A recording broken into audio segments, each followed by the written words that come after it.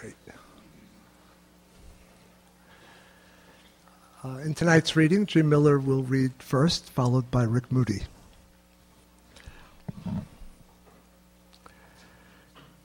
Jim Miller loves ideas, but he loves facts as well. And he operates as a writer as if it were always a mistake to disassociate ideas too entirely from their contexts. He knows, clearly, that too great a preoccupation with plain facts and simple narratives can permit an easy sort of distraction. But he has had for a long time now an exemplary sense that ideas can best be understood when they are viewed as reflections of lived experience. Among contemporary thinkers, Jim is notable not only for his lucidity, but for his ability and his willingness to tell stories. He doesn't regard storytelling as a popularizing form good only for making difficult thoughts accessible. His habit of mind has long entailed testing ideas, big ones and small ones, by finding out what they have meant and mean to actual persons.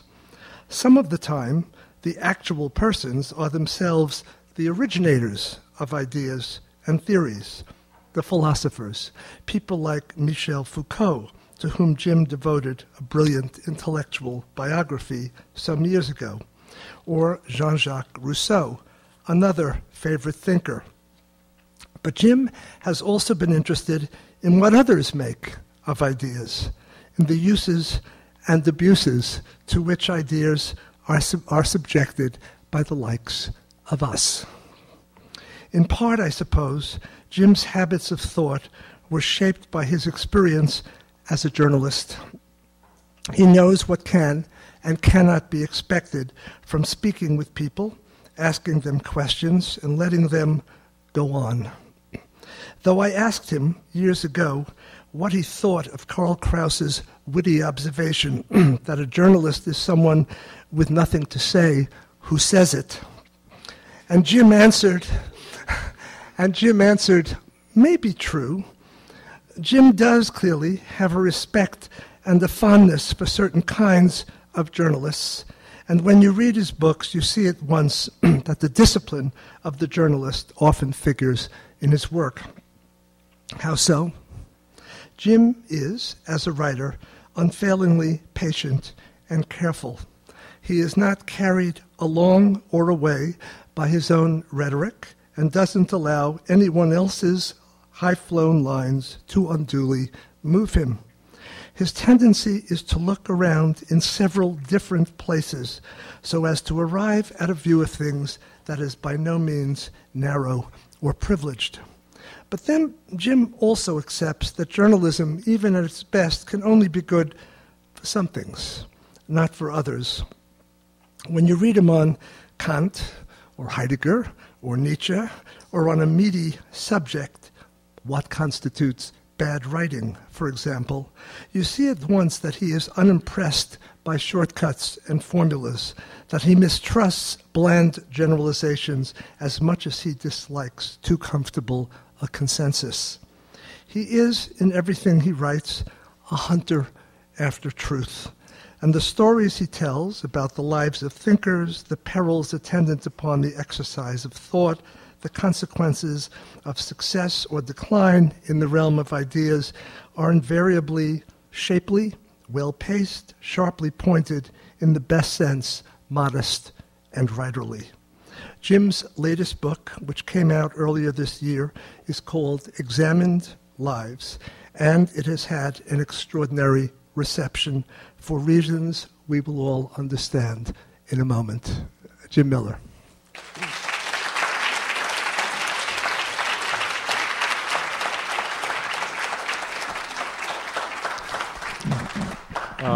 Thank you, Bob. The only place I ever read anything from this book while it was in the midst of being written was at this institute.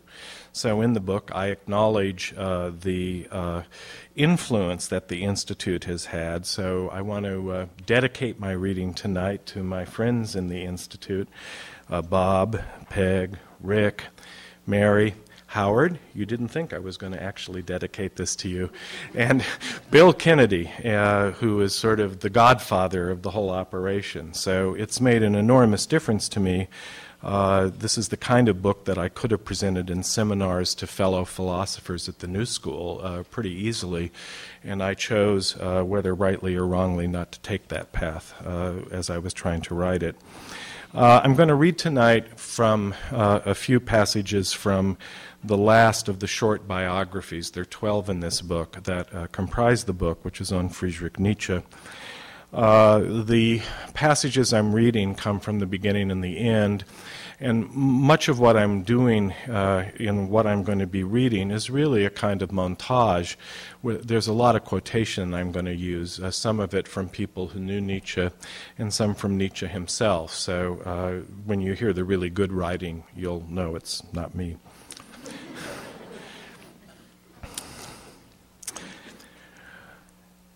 Near the end of his life, Friedrich Nietzsche boasted, characteristically, about the protean cast of his written works. Considering that the multiplicity of inward states is exceptionally large in my case, he wrote, I have many stylistic possibilities, the most multifarious art of style that has ever been at the disposal of one man. He was, in fact, a stylist of rare range, and in the 14 books he produced between 1872 and 1889, his manifold ways of writing, with exaggeration, with irony, with humor, in earnest, in polemics, in essays, in poems, in fictions, and in fragmentary collections of aphorisms that incorporate contradictions and inconsistencies as a matter of intellectual scruple, Nietzsche, deliberately it seems, left his written corpus open to endless disputes over how to understand it. Tell me what you need, a German satirist once quipped, and I will supply you with a Nietzsche quote. But if the meaning of Nietzsche's written work is ambiguous, the arc of his life is anything but. By 1864, when the 20-year-old Nietzsche entered the University of Bonn to study philosophy and theology, he had clearly embarked on what would become a lifelong quest to formulate answers to a handful of straightforward, if intractable, questions. Quote, why am I alive? What lesson should I learn from life? How have I become what I am? And why do I suffer from so being? The quest to answer these questions would lead the student of philosophy and theology away from Augustine and Luther and toward the sorts of open-ended inquiry favored by Socrates and his followers, some of whom impressed Nietzsche deeply. He was struck by the unashamed conduct of Diogenes and the improvised written forays of Montaigne, but he was also enamored with the hortatory rhetoric of Emerson, and it was finally a similarly prophetic voice that he would assign to his proudest fiction, the itinerant preacher he named Zarathustra. So that's the opening. And, you know, he gets born, he goes to school and does stuff, and so we now move ahead. After getting his PhD, he's awarded his PhD in a great rush because there's a job opening at the University of Basel. And his teachers, he's decided to become a professor of philology, or what we today would call classics, thinks it's too good a chance to let pass, so award him a PhD on the basis of actually only 3 monographs in Latin. I'm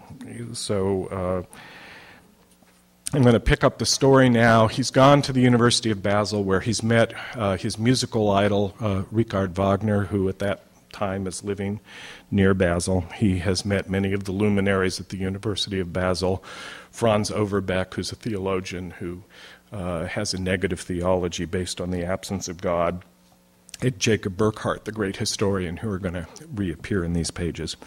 And I'm going to pick up the story in 1872. Nietzsche's now 28 years old. When Nietzsche returned to Basel in the fall, he discovered that nobody had enrolled in one of his seminars and that no one was registered for his lecture course on Homer. His third class on classical rhetoric attracted only 2 people.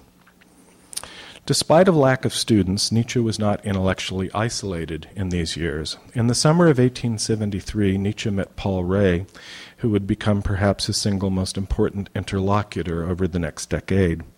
5 years younger than Nietzsche, Ray was an aspiring author. Impressed by The Birth of Tragedy, Nietzsche's first book, Ray showed Nietzsche a manuscript of the book he was working on, which would be published anonymously 2 years later under the title Psychological Observations.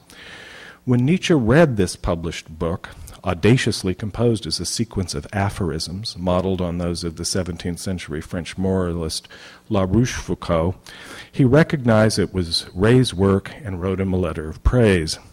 The 2 men shared a passion for the German philosopher Schopenhauer and a conviction that Darwinism had to be the basis of any modern attempt to provide a naturalistic account of the origin of the moral sensations. This was the subject of Ray's second book, which would be published in 1877. Nietzsche's ongoing philosophical investigations were complicated by his continuing poor health. He suffered from crippling migraines. His eyesight grew worse and left him functionally blind for long stretches of time, forcing him to depend on others to read to him and take dictation. Quote, "My father died of an inflammation of the brain at age 36, he wrote to a friend early in 1876 when he was 32. It is possible that it will happen to me even faster. Worried about his health, he was also concerned about the diminished impact of his writing. None of his new essays had reached as many readers as The Birth of Tragedy. At the same time, he was under constant pressure from his mother to settle down and find a suitable wife. Of the handful of memoirs that describe Nietzsche in these years, the most revealing was written by his former student, Ludwig von Scheffler. A protege of Jacob Burckhardt, von Scheffler became an expert on the work of August Graf von Platen, a 19th century German dramatist and poet whose homosexuality was made a matter of public scandal by Heinrich Heine, and whose great theme of suffering, with a homoerotic subtext, was set to music by Franz Schubert in Du liebst mich nicht, You Love Me Not. Nietzsche was of short rather than medium height, recalled von Scheffler, his head deep in the shoulders of his stocky yet delicate body. Instead of the shabby coats worn by many other professors in the university, quote, he was wearing light-colored pants, a short jacket, and around his collar fluttered a delicately knotted necktie, also of a lighter color, as if to suggest something artistic in his appearance. The long hair framing his face not with curls, but only with strands of hair, also suggested this. Lecturing on Plato, Nietzsche spoke slowly, often haltingly, not so much seeking an expression as checking the impression of his dicta to himself. If the thread of his thought led him to something particularly extreme, then his voice also sank, as if hesitatingly, down to the softest pianissimo. He appeared to be in pain, stoically enduring a fate that would be crushing were it not for his palpable yearning to express himself lucidly. Quote, the warmth of his presentation, the manner in which this world-view took shape before us in his words, nevertheless gave the impression of something new and completely individual. It lay like a cloud on this man's entire being, and over the question came to me as I listened, who is he? Where is he heading, this thinker? Midway through the semester, after the professor had delivered one of his gloomiest lectures, he surprised von Scheffler by inviting him to have tea at his apartment the next day. Since von Scheffler had been a frequent visitor to Burckhardt's home, he expected to find Nietzsche in a study like the historian's, stuffed with books stacked on shelves and crowding the floor. Instead, Nietzsche ushered him into a sunny apartment furnished with soft, large armchairs that were decorated with white lace coverlets with delightful flower patterns. There were freshly cut flowers everywhere, quote, in glasses, in bowls, on tables, in corners, on walls, everything airy, aromatic, and delicate. Lightly curtained windows filtering the glare of daylight made one feel like a guest, invited not to a professor's house, but to a beloved girlfriend's. In the weeks that followed, the two men conversed regularly after class until one day von Scheffler rebuffed Nietzsche's invitation to join him on vacation in Italy. I looked down dejectedly and gave a negative excuse, which must have sounded cold enough. Nietzsche's hands immediately slid from my arm. Years later, reflecting on what had happened, he felt that the philosopher, like the poet Platon, had been tormented by his sexuality. In Platon's case, the evidence is in his memoirs, which say everything. In Nietzsche's case, I learned it from life, from direct experience. There certainly seems to be an echo of such torments in one of Nietzsche's most impassioned autobiographical outbursts, evoking this period in his life when he was struggling to liberate himself, to become what he called a free spirit. In one passage, written shortly after his conversations with von Scheffler, Nietzsche speaks of the soul in quest of freedom, quote, convulsed, torn loose, torn away. It itself does not know what is happening. A drive and impulse rules it like a command, provoking a lightning bolt of contempt for what it had called duty, a rebellious, arbitrary, volcanically erupting desire for travel, strange places, estrangements, coldness, soberness, frost, a hatred of love, perhaps a desecrating blow and glance backwards to where it formerly loved and worshipped, perhaps a hot blush of shame at what it has just done, and at the same time an exultation that it has done it, a drunken, inwardly exultant shudder, which betrays that victory has been won. A victory? Over what? Over whom? An enigmatic, question-packed, questionable victory, but the first victory, nonetheless. Such bad and painful things are part of the history of that great liberation. It is at the same time a sickness that can destroy the man that has it, this first outpouring of strength and will to self-determination, to evaluating on one's own account this will to free will, and how much sickness is expressed in the wild experiments and singularities through which the liberated prisoner now seeks to demonstrate his mastery, in part through an unslaked lasciviousness. Close quote. Pleading continuing poor health, Nietzsche arranged for a leave from his teaching duties in the fall of 1876 and winter of 1877. He invited Paul Ray to join him for the duration.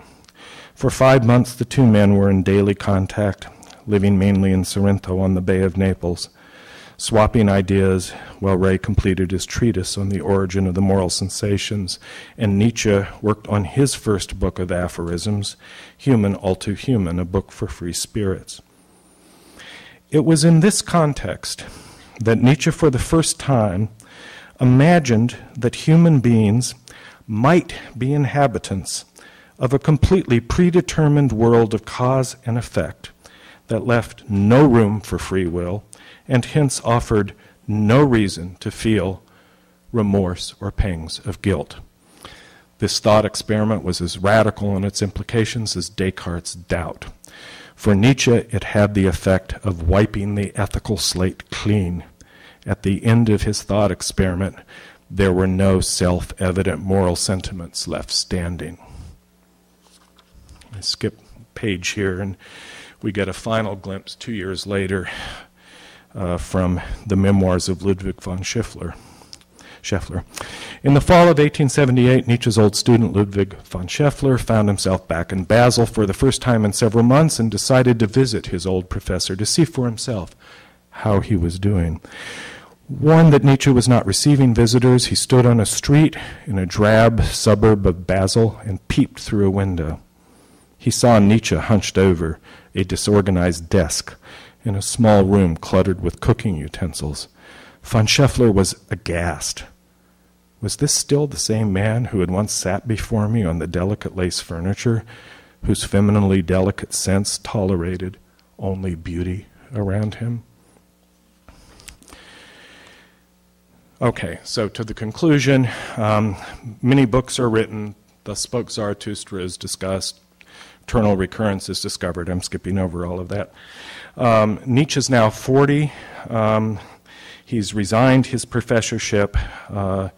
He is now a nomad. He has no fixed place of residence. Even though his books weren't selling, Nietzsche kept writing. He produced a fourth and final part of Zarathustra, a parody, as if to imply that Zarathustra was more of a clown than a prophet. A visitor who came to see him in the summer of 1884 in Sils Maria found a sick and disheartened soul. Nietzsche, quote, immediately began to speak about the unbearableness of his ailment. He described to me how, when he closed his eyes, he saw an abundance of fantastic flowers, winding and intertwining, constantly growing and changing forms and colors in exotic luxuriance. Then, with his large, dark eyes looking straight at me, he asked in his weak voice with disquieting urgency, "Don't you believe that this condition is a symptom of incipient madness? My father died of brain disease." He kept moving from place to place, Switzerland in the summer, Italy in the winter. Done with Zarathustra, he resumed work on his core concepts, hoping to produce a more systematic account of his worldview. He laid plans for a large new book, The Will to Power, and began to fill his notebooks with passages to include. While working on power, he produced another book of aphorisms on the moral sentiments, though he had trouble finding a new publisher for Beyond Good and Evil, which finally appeared in 1886. When Nietzsche visited Basel that summer, for the first time in years, old friends were shocked by what they saw. An indescribable atmosphere of peculiarity emanated from him, wrote one witness, something that deeply unsettled me, as though he were from a country in which nobody else lives. Convinced that readers, those few who had read it, had misunderstood the significance of Beyond Good and Evil, Nietzsche tried to clarify his position in a series of 3 essays he titled On the Genealogy of Morals, published as a book in 1887. He spent time that year in Nice, traveled from Italy to Switzerland, stayed in Sils Maria for the summer, before returning to Nice via Venice. The scale and scope of power kept growing. He had embarked on the fullest elaboration of his metaphysical theorems that he could manage, but he was struggling to shape his material. Then, in the summer of 1888, he abruptly changed all of his plans, abandoning the idea of a book called The Will to Power and revising material from his notebooks. He quickly prepared for publication 2 brief volumes of aphorisms, Twilight of the Idols and The Antichrist, both eventually published in 1889 and 1895, respectively. The tempo of his writing accelerated. In September, he moved to Turin for the winter and began writing an autobiographical apologia pro vita sua that he titled Ecce Homo, an allusion to a passage in the Passion of Christ, as recounted in John 19, verses 4 to 5. Jesus, therefore, went forth wearing the crown of thorns and the purple garment, and he saith unto them, Behold, the man. He also quickly wrote and prepared for publication a polemical short essay, Nietzsche contra Wagner. Though the composer had died 5 years earlier, he still felt him to be a thorn in his side. In his correspondence, he grew ever more grandiose. On December 7th, 1888, I am strong enough to break the history of mankind in two. On December 18th, the world will be standing on its head for the next few years. Since the old God has abdicated, I shall rule the world from now on. On December 21st, I have real geniuses among my admirers. Today, no other name is treated with so much distinction and reverence as mine. On December 25th, in 2 months, I shall be the foremost name on earth. On December 29th, the most remarkable thing here in turn is the complete fascination that I exert over all classes of people. With every glance, I am treated like a prince.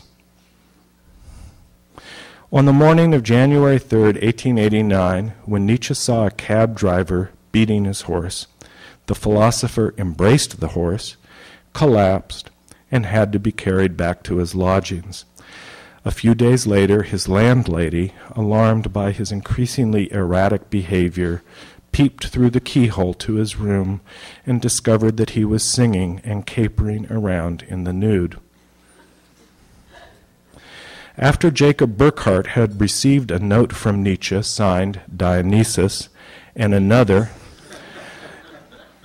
even more insane letter on January 6th, he anxiously called on Franz Overbeck to ask him to go immediately to Turin to fetch their old friend.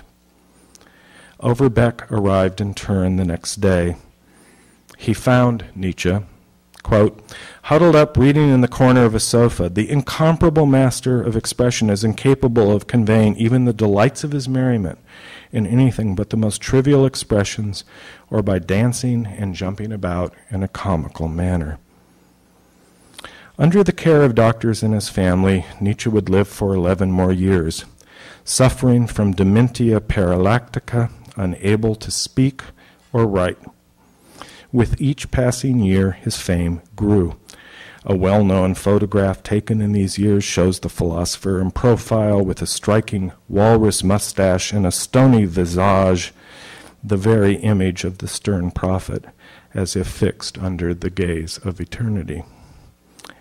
After the death of his mother in 1897, his sister moved Nietzsche to a villa in Weimar, where a steady stream of pilgrims came to behold the great man and to ponder the irony, as one visitor put it, that only a miracle could save Zarathustra, the godless one. His life as a philosopher had ended in 1889, but when he died on August 25th, 1900, his legend was still taking shape.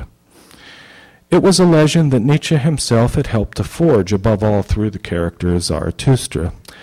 But his interest in myth-making is obvious from the start, and as early as 1872, in one of the notes for his unfinished book, The Philosopher, written long before Zarathustra was a gleam in his eye, he had already conjured a soliloquy for Oedipus that makes an eerily fitting epitaph for Nietzsche himself. I call myself the last philosopher because I am the last human being. I, myself, am the only one who speaks with me, and my voice comes to me as the voice of someone who is dying. Let me commune with you for just 1 hour, beloved voice, with you, the last trace of the memory of all human happiness. With your help, I will deceive myself about loneliness and lie my way into community and love, for my heart refuses to believe that love is dead. It cannot bear the shudder of the loneliest loneliness, and it forces me to speak as if I were too. Thank you.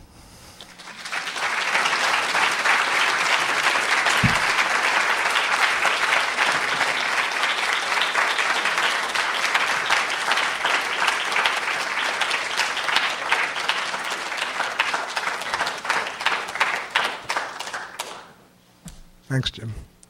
Right. Rick Moody's latest novel is long,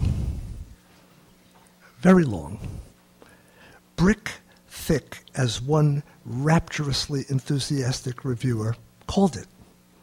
The length is one aspect, only one, of its daring, its drive, its relentless chutzpah, its insistent too-muchness.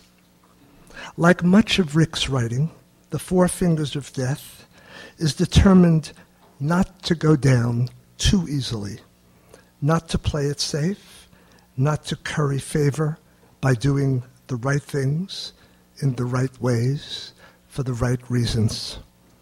It is a book of insistent indecorums, structurally loose-limbed, sometimes deliberately baffling, repetitive, deliciously injudicious.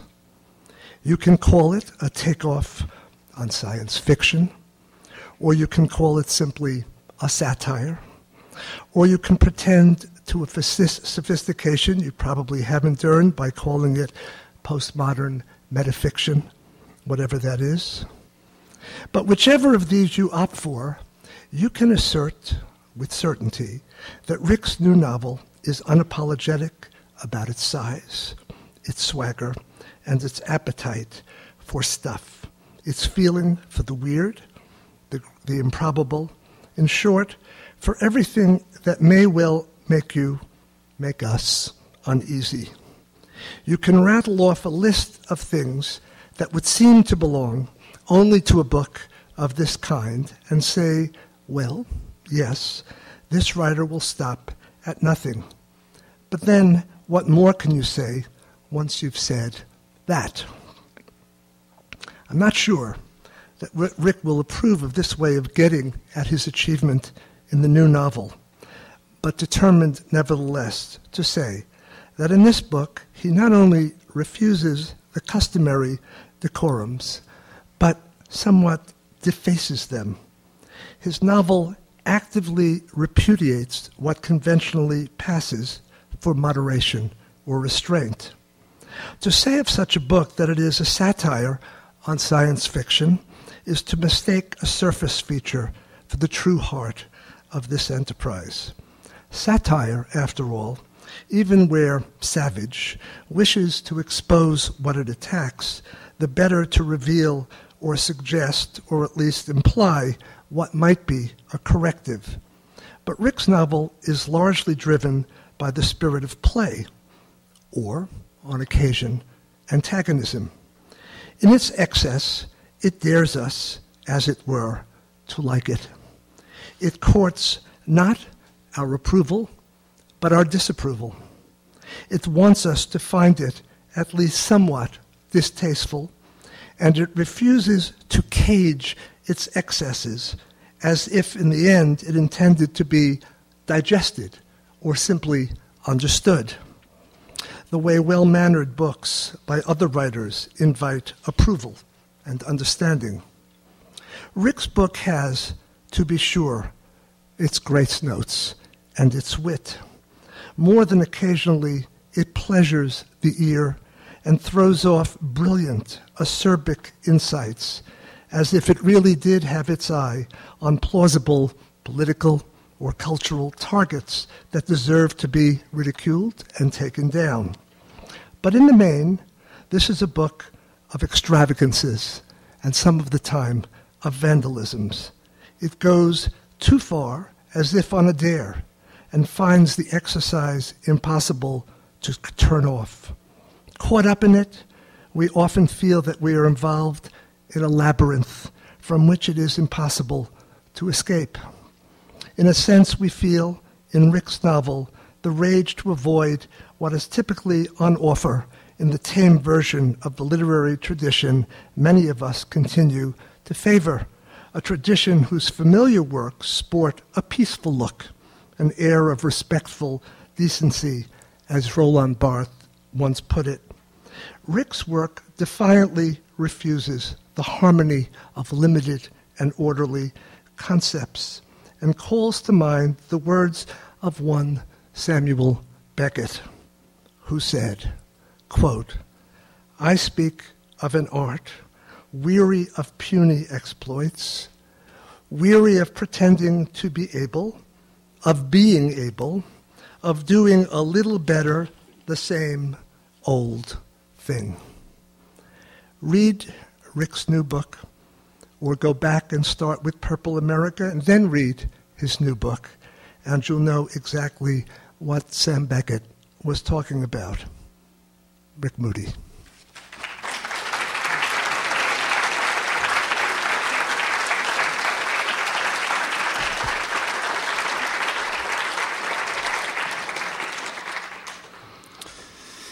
Yes, I am about to offend some more.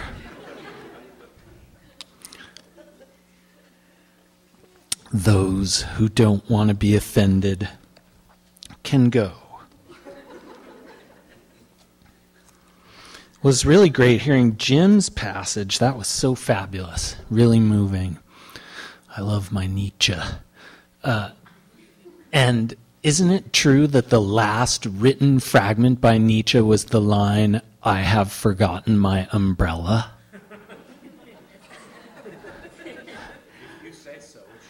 There's a whole Derrida interpretation of it. In Spurs by Derrida, the whole last footnote is about the phrase, "I have forgotten my umbrella." He says it's a bisexual image.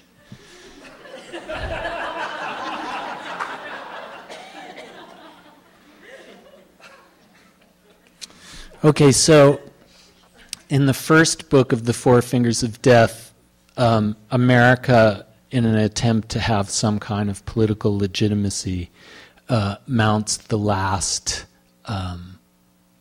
one of the last NASA operations, a manned mission to Mars. It's 2025, and things go deeply, deeply wrong on the trip to Mars. And chief among the byproducts of being in space capsules for 3 months is an illness called interplanetary disinhibitory syndrome. And the facts are that once afflicted with interplanetary disinhibitory syndrome, you will do almost anything. And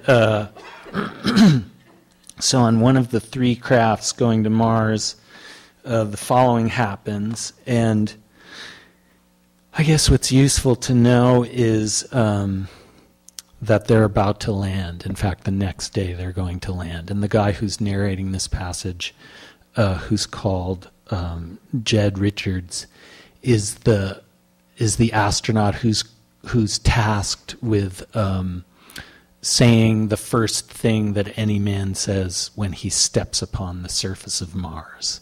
So he's sort of thinking about that. I'm not going to tell you what he says. You'll have to buy the book.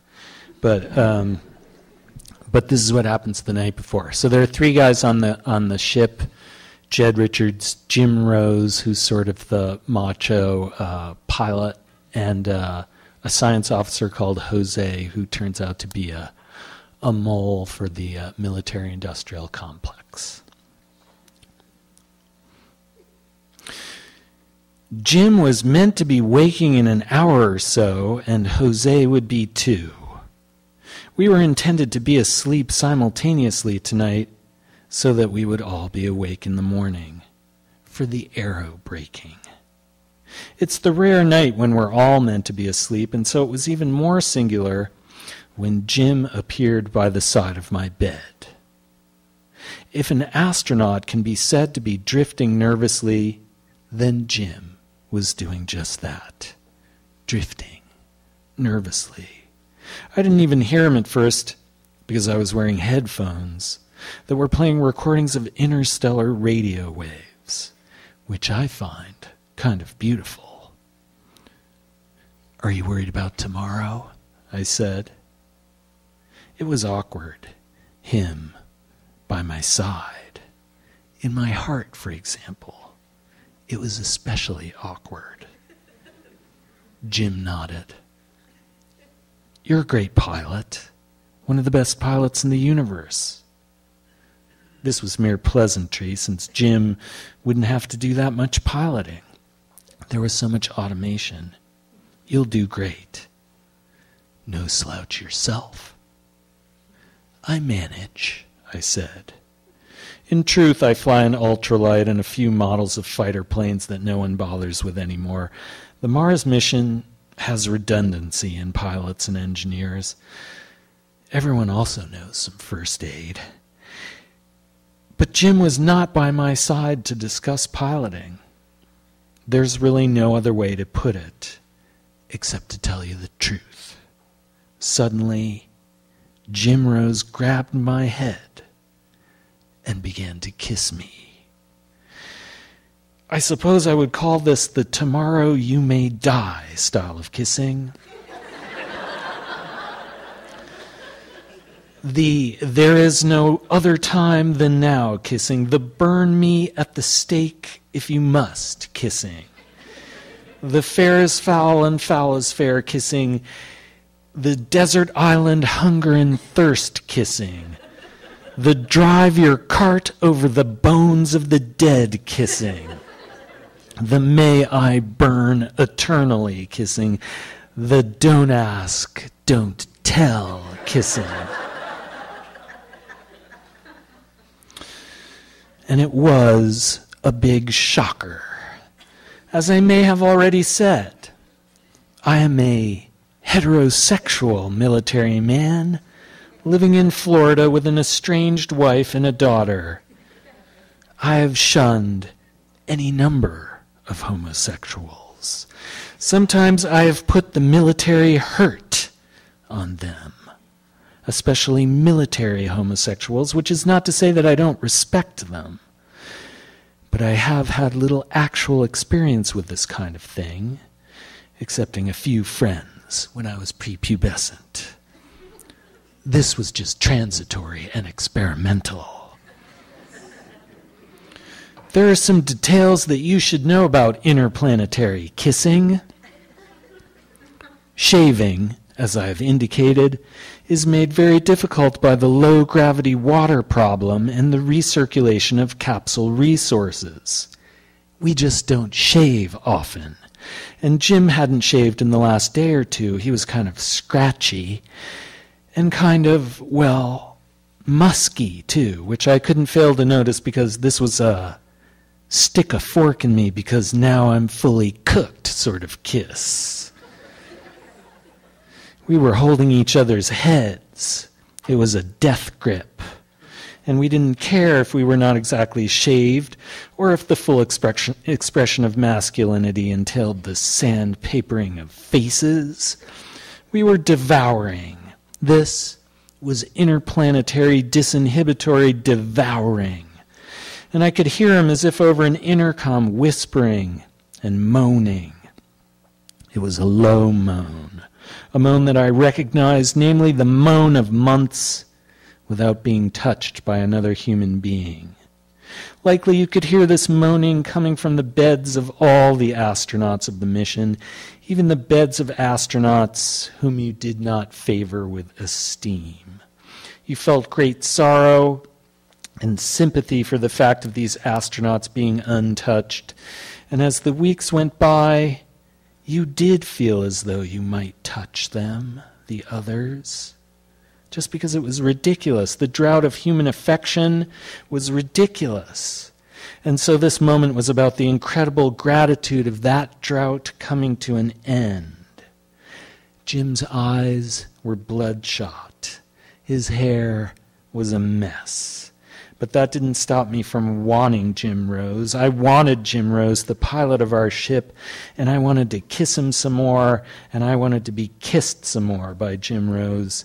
Enough that I didn't even care if Jose heard.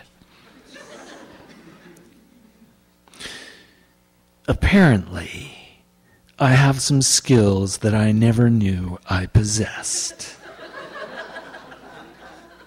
Well, maybe skill is not the right word. Maybe it's more like an acumen. My particular acumen was that I could verify immediately the arousal of Jim Rose, my interplanetary fuck buddy.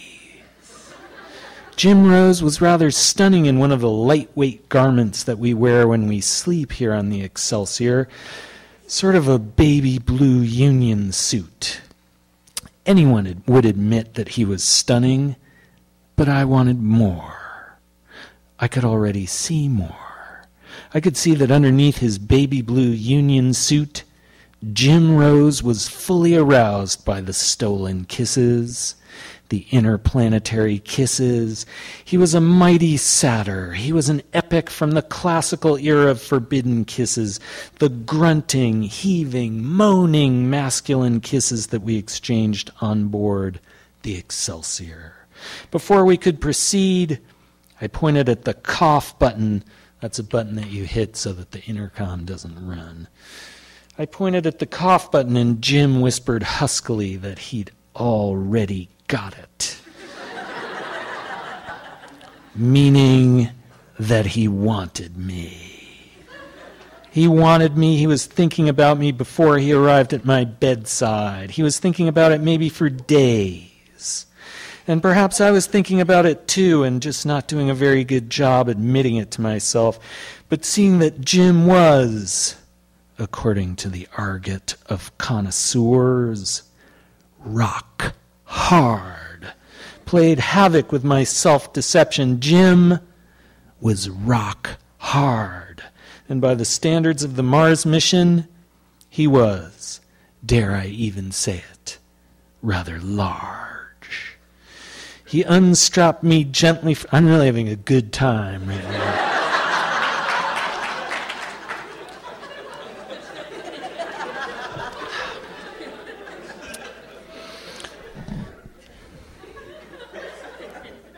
He unstrapped me gently from my bed, and I began unfastening pieces of his capsule pajamas.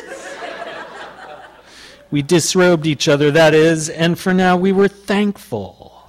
This is perhaps the one time that we were thankful that NASA had not undertaken the considerable expense of adding a centrifugal device that would have enabled low gravity in the capsules of the Mars mission, because once I was unstrapped from the bed, we were free to wrestle with each other in the capsule, drifting around, colliding with the multi-billion-dollar computer systems like the one that monitors life support, likewise the kitchen gear. And when we were up at the ceiling, and we were French kissing, and I had never quite realized before how that tongue-sucking business was really aphrodisiacal.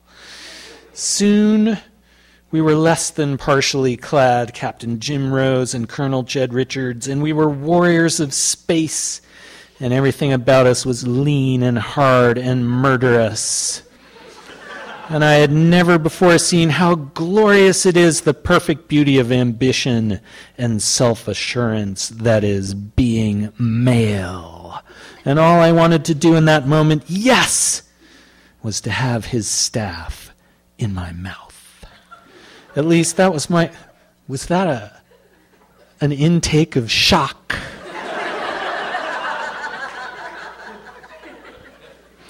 At least that was my first thought. And my second one dealt with my uncertainty about the circumcision issue. Because I had never really spent any time with a cock that was uncircumcised. And if Jim's space arm, as I had begun to call the thing in my head, was uncircumcised, it was going to require some additional effort on my part. I recognize that there are certain tree-hugging types, environmentalists, free love advocates, children of that long ago and historically debunked period known as the Summer of Love, who believe that this age-old variety of genital mutilation is somehow problematic. But I figured if I was circumcised, everyone was circumcised. And these thoughts were racing around in me. Would I even know what to do with it? The space arm, if it was uncircumcised. Would I know what to do with it at all? And there were other questions that you would have if you were a man-love neophyte. Would his body be like my body? How hirsute would it be? And yet, my inclinations were outpacing my philosophical and psychological quandaries because I was drifting between his legs, happily so.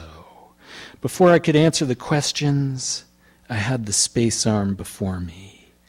I spit in my hand, except this was not such a superlative idea because, as with most liquids in the capsule, my saliva sort of went spraying around in little balls.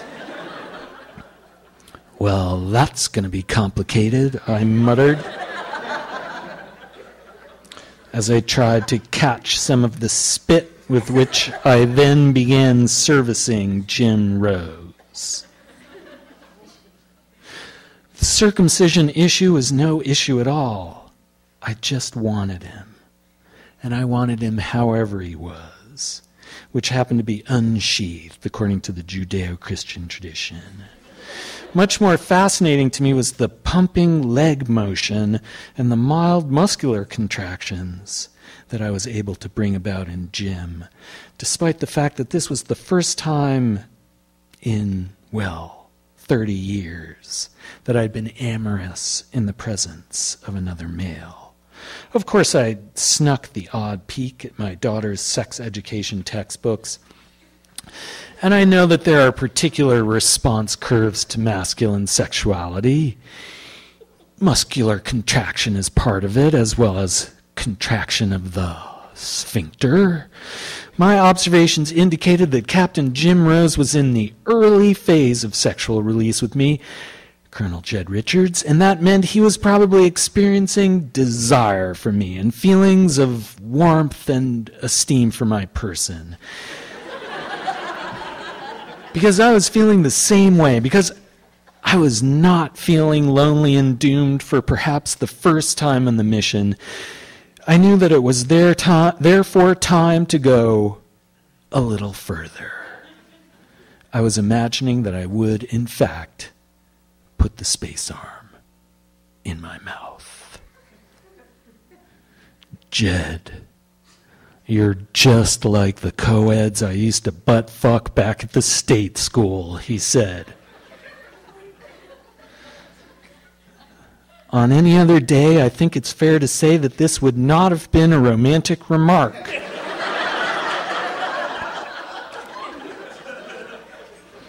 Not of the sort that I was accustomed to. Butt fuck, it's just an awful word when you think about it. It's amazing that anyone could come to love a word so guttural and so unpleasant.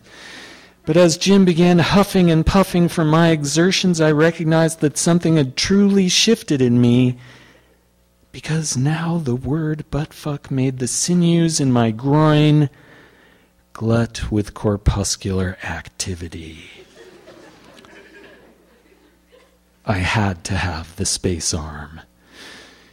It was like some alien life form that had to be mine. Jim, I'm no co-ed. I'm no little girl in a French maid's outfit, but I would be if you wanted me to be. I would be whatever you want me to be. We whispered enticements. A little hyperbole was no problem.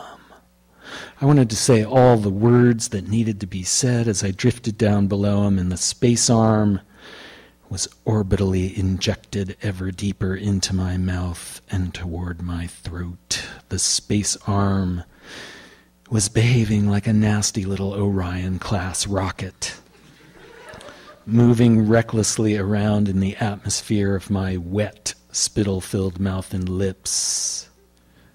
I gagged a little. I tried to say something, but my mouth was full. I could say nothing. I cupped the rest of his bounteous tackle, and he held the back of my head. Jim said, Do you think it's the sickness? I tried to say, do you mean space panic?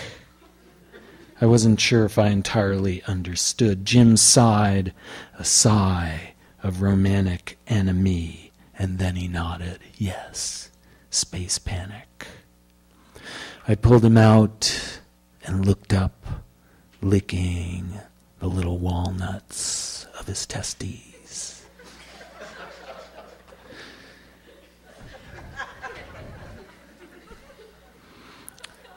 I agree with you.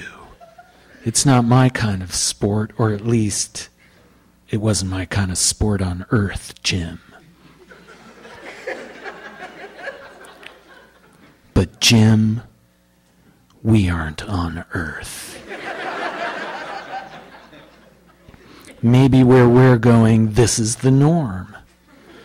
Maybe Mars is the planet where the love between men is not only accepted, but is a hallowed and sacred thing. Who are we? Are we Earthlings? Or are we now forerunners of a brave new class? Men who are not afraid of love and power among themselves.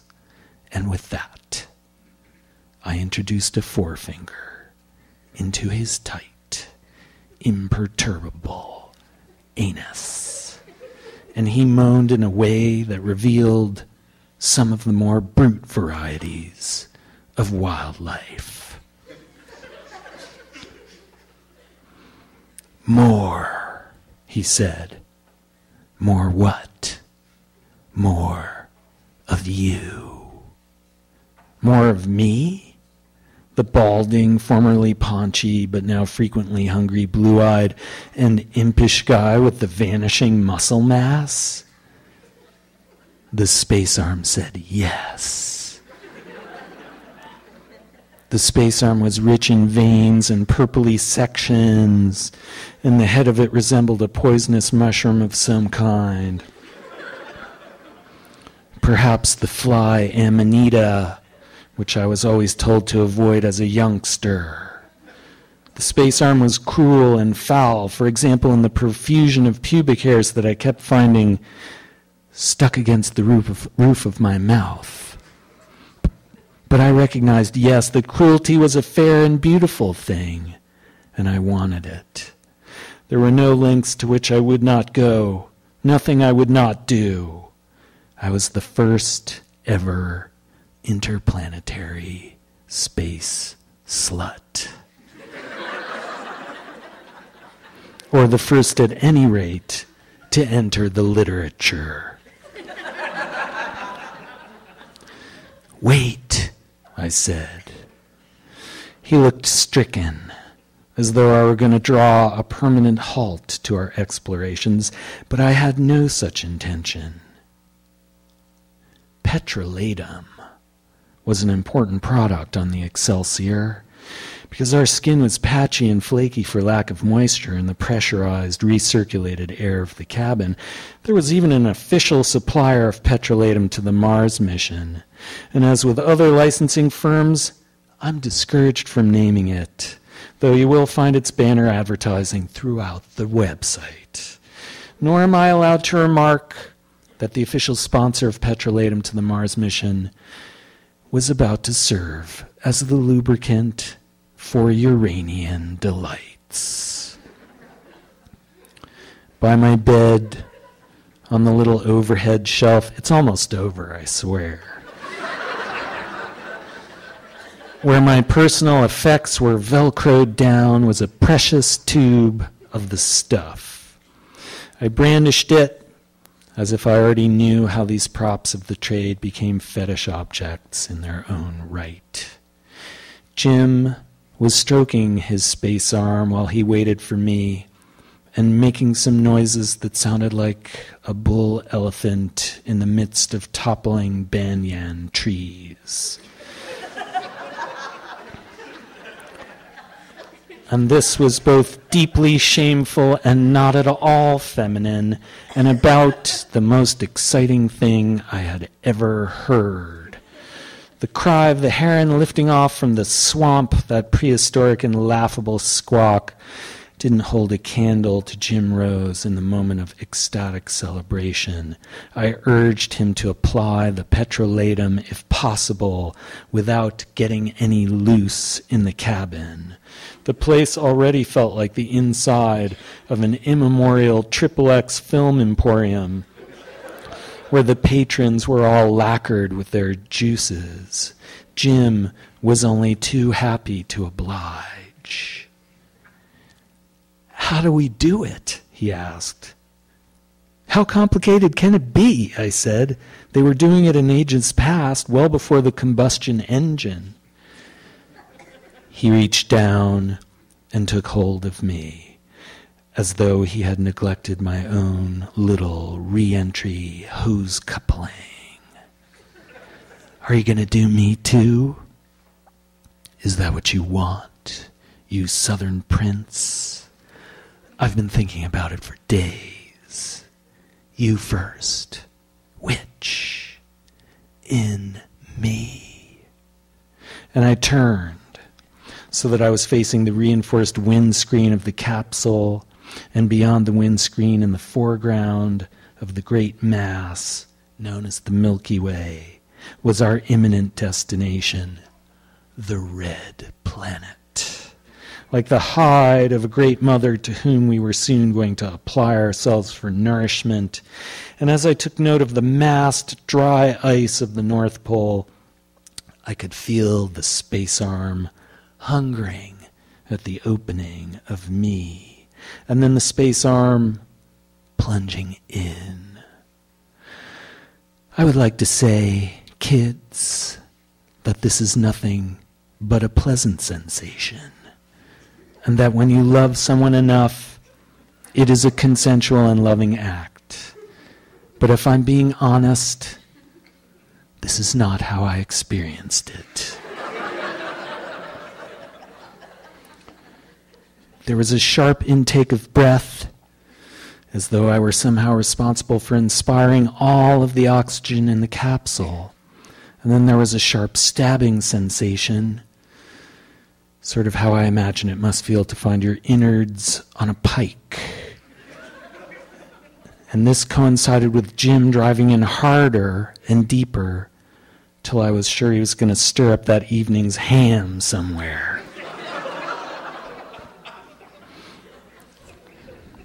I'm afraid I just couldn't get the hang of it the first time. And it smelled a little too. They just don't tell you about that in the pornographic literature. For a second, therefore, I needed him to pull the space arm out while I got better situated. After all, we were drifting around. And the only thing stabilizing us was Jim hanging onto my hips. And that made it hard for me to feel like much but his voodoo doll. And after one last gigantic thrust, in fact, we went careening across the capsule and smacked our heads on the hatch to the upper airlock. That was going to result in contusion.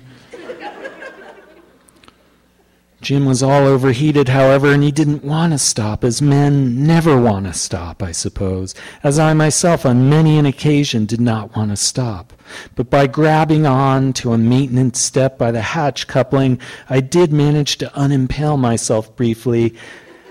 Unfortunately, Jim Rose was at the segment of the curve of masculine desire known as the point of no return, and he could not stop. And he whimpered like a kicked mutt, and from out of the space arm issued a torrent of celestial blobs. Given what I've already explained to you kids, it would have been a lot better from virtually every point of view if this spunk had been fired into some kind of receptacle, like my mouth, or some other kind of opening, because now Jim's issue was scattering in many directions at once, toward all the walls of the capsule, according to the very physical properties of explosions. This was a big bang of interplanetary sex. My God, in the heavens, Jim said, the last few drops expelling themselves from him, now withering. Oh man, we got to do something about this. Will you help me? Immediately set about rappelling from side to side of the capsule, trying vainly to capture droplets. But in order to put them where exactly? Kids, it's like trying to keep still little marbles of mercury. Just eat it, I said, with the weariness of the just fucked.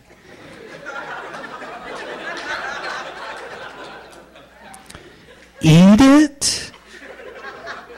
Put it in your mouth, for God's sakes, I said. And then the two of us breaststroked around the capsule, attempting to swallow down the afterglow of our profane and inadvisable entanglement.